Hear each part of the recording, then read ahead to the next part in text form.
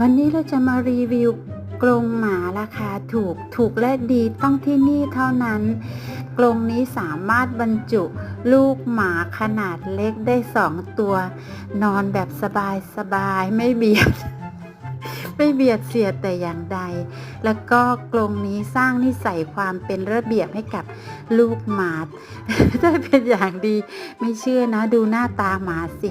อยู่อย่างมีความสุขมากนะแต่ว่านะอย่าไปส่องตรงที่เป็น